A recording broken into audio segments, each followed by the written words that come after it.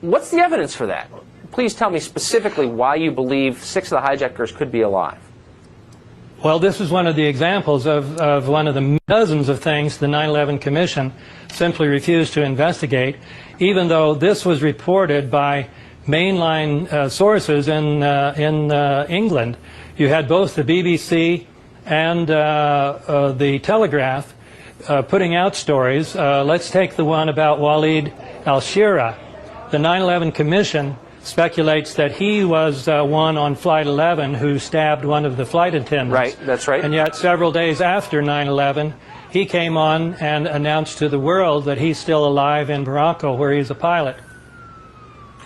Well, we didn't get a word of that from the 9/11 Commission. Yeah, well, you did not get a word of that from the 9/11 Commission, nor did you get a word of it from National Public Radio, the New York Times, the Washington Post, ABC News, NBC News, MSNBC.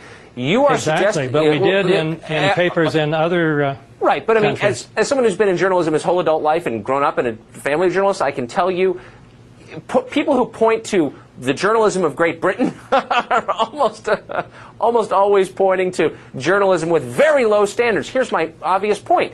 You're alleging not simply a cover-up by the U.S. government, but by the entire American media. It's totally implausible. Like, we would report that if that were true. Tucker, not quite entire. But let me give another example of a failure to mention. You mentioned Oliver Stone's movie. Although he does not get into the question of who was responsible, when people see this movie, they will see that these towers came down in what is close to classic controlled demolition, the kind that's called implosion, that is produced by explosives.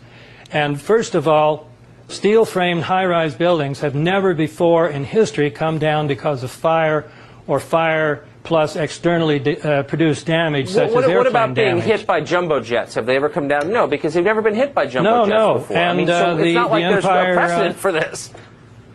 Tucker, the Empire State Building was hit by during World War II by a prop plane traveling at 1/8 the speed of these planes. Look, I mean, facts matter. But don't just, Tucker, the main point is that buildings like this have never come down because of externally produced damage. And furthermore, Building 7 was not hit by an airplane. No, I'm familiar and so with conveniently.